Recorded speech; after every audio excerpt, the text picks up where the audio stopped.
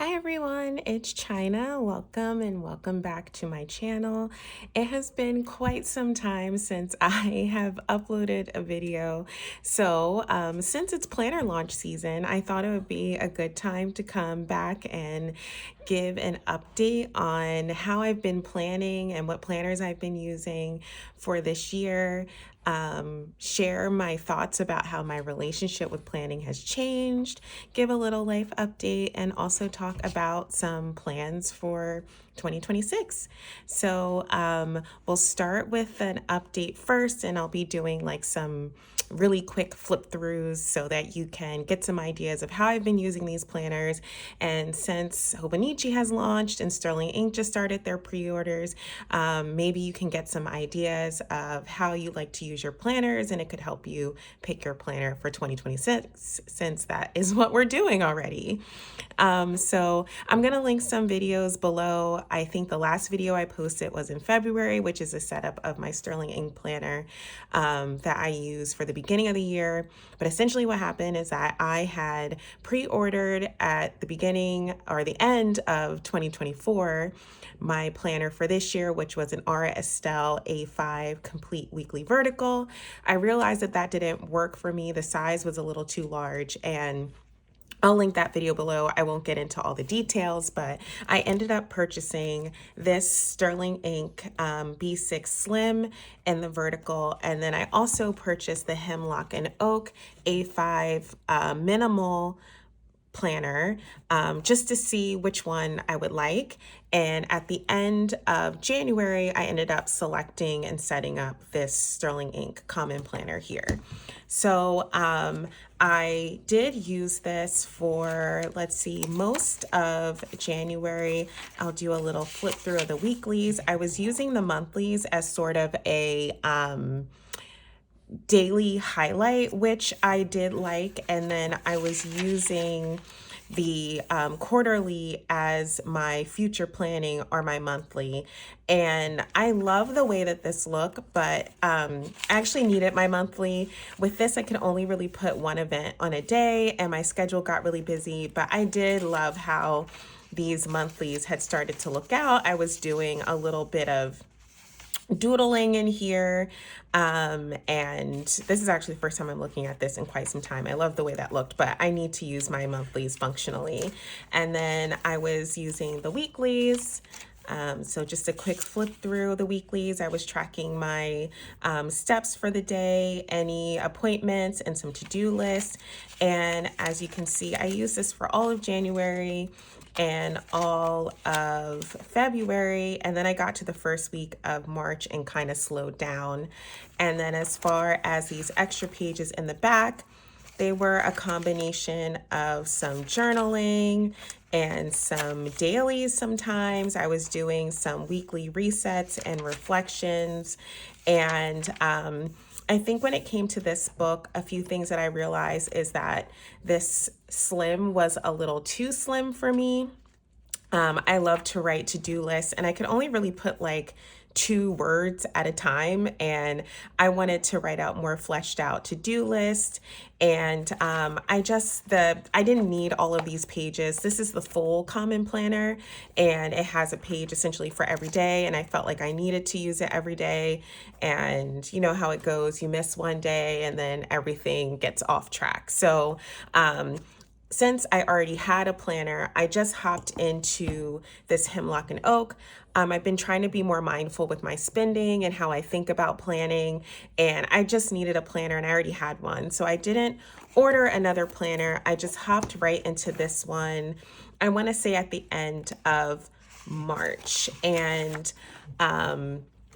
I really enjoyed using this. I think this was my first, nope, actually I did a lot more. So this is the monthly I had set up, and I had started using some stickers again. So these are some boxes from the Happy Planner, And the way that this is set up is that there's monthly, and then there goes right into the weekly for that month. So I was using this. One thing is that it doesn't matter what planner I'm in. I use it typically the same. I track my steps. I have my appointments and then my to-do list. And this was great. I like this space. I love the paper. It's really nice. I like the bright white color of the paper. I was tracking some habits here, and these are stickers you'll see a lot. They're from the Wrong bullet journal sticker book. And then for each month, there's a monthly kind of like overview in the beginning of how you want to go into the month and setting intentions. I was doing the overview and then using this blank space for action items that I needed to do for the month. And then at the end of each month, there was a monthly review. So you kind of review the memorable moments, things that you wanted, gave you energy and drained you, some lessons that you learned. And then I use this side as a bit of a, just like memory keeping. I would write some memories, put some photos down. And this was a lot of fun. I got back into decorating, which I had kind of stopped doing. This is April here. And I did try to keep some decorations within the weeklies to a minimum. This is the week that my dog Riley passed away. She was 12 years old, like absolutely devastated. She was my best friend. And yeah, it's kind of nice to be able to look back and see these memories. And I started putting photos in the weeklies because this section down here is empty. And started doing like a little weekly summary as well. So this was really nice here. So I'll just quickly flip through the rest. And I used this from March until about the end of May, I think. And this is when I welcomed my new puppy, Charlie. She's a French bulldog. And right now she's 6 months old, but this is also part of the reason why I haven't been posting. I had some big changes at work again that I survived, lost my best friend, gained a new puppy.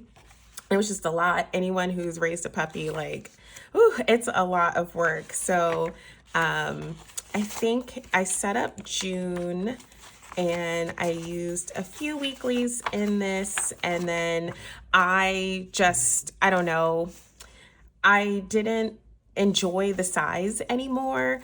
And so I think this happens where sometimes you need more space, sometimes you need less space. And I just like didn't really like carrying around this hardcover. It was a little cumbersome, and the more that I was adding, the more photos, the more I was writing in it. It just got kind of big and bulky and was weighing down my backpack that I take to work. I do want to say in the back, I was logging all of my reading here. So these are also boxes from that Wrong bullet journal sticker book. And I was putting a box down and then writing the name of the book and then my review. So I didn't have like a proper reading journal, but kind of like a reading log. And that was fun to keep up with. So after that, I always go back to this planner. This is my Sterling in Common planner from 2024.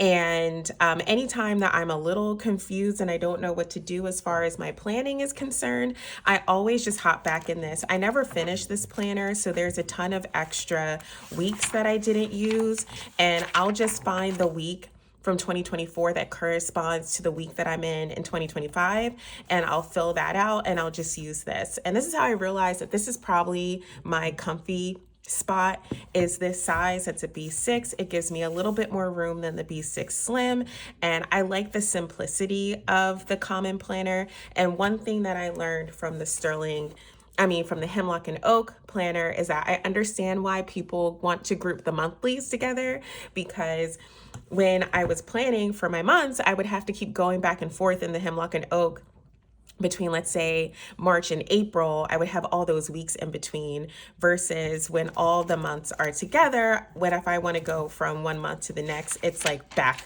to back, which makes it easy for planning.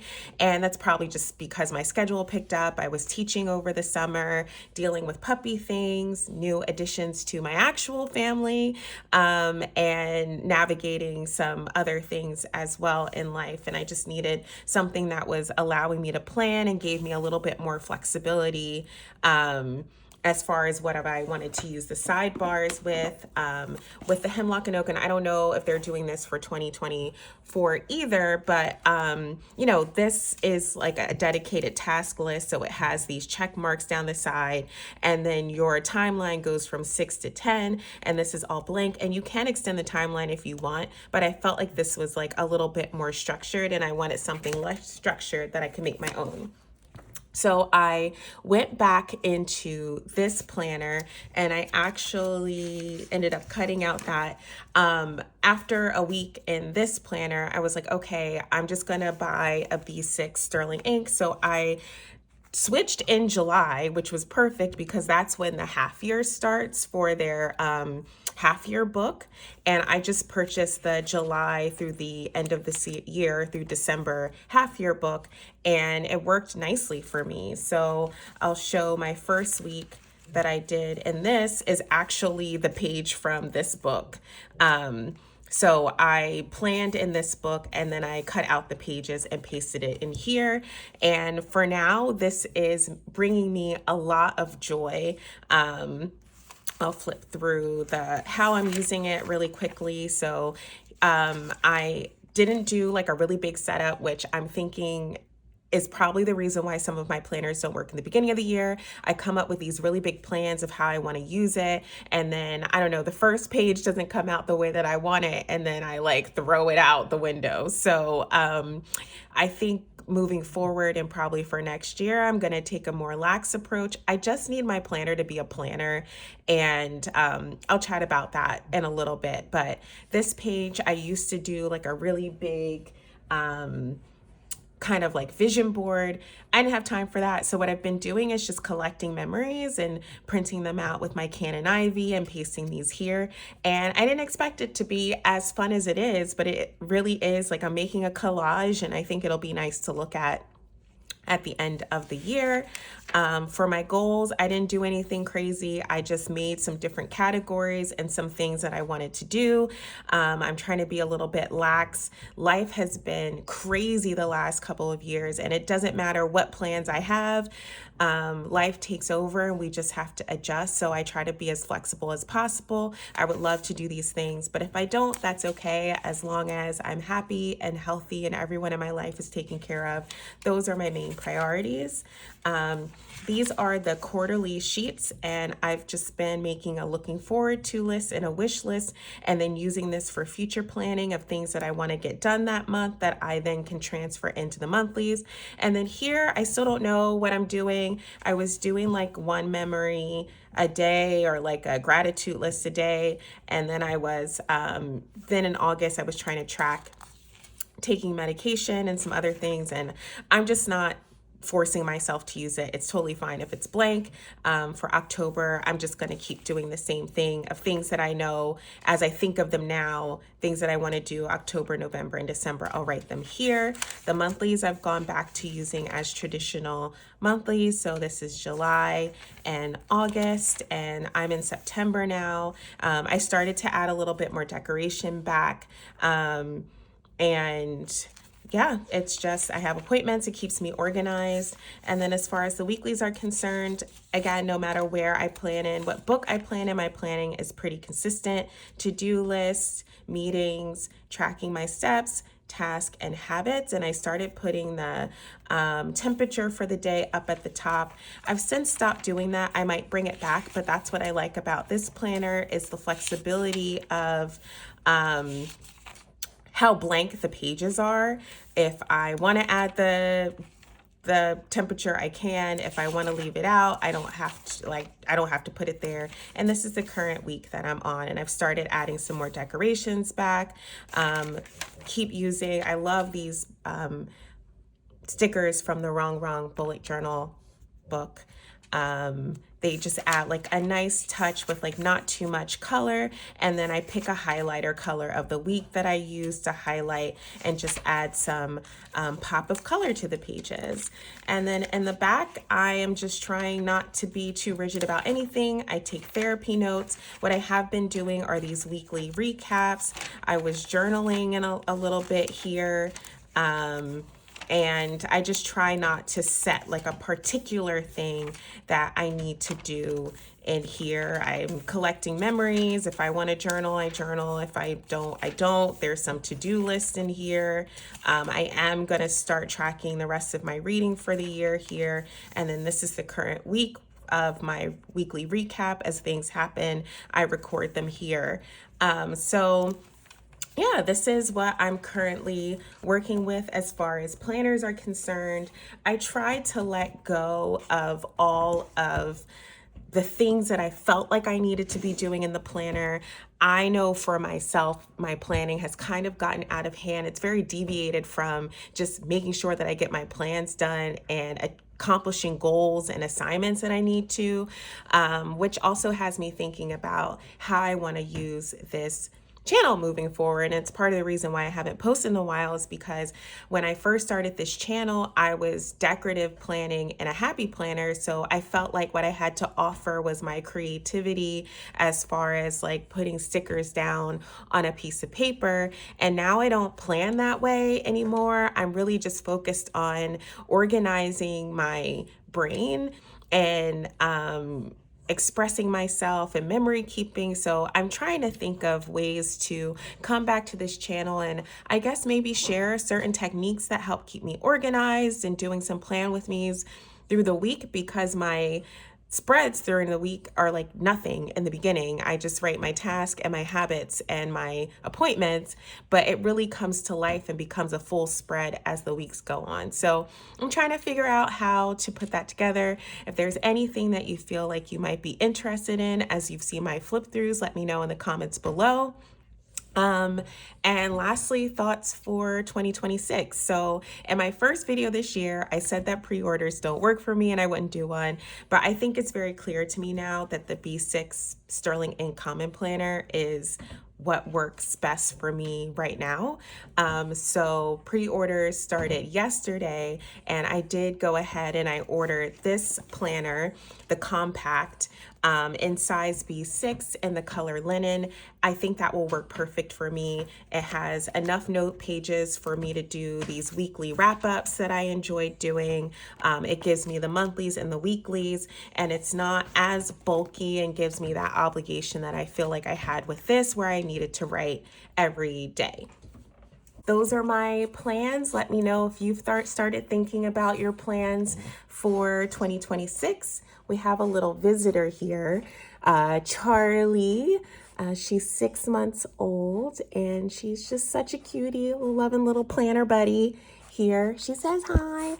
And yeah, let me know what you're thinking about. Is it too early? Have you placed any pre-orders? And anything that you'd like to see from my channel, I'll try to come back and share my planning process with all of you and do some flip throughs. So thank you for stopping by, and Charlie and I will see you in our next video. Say bye, Charlie. Bye-bye.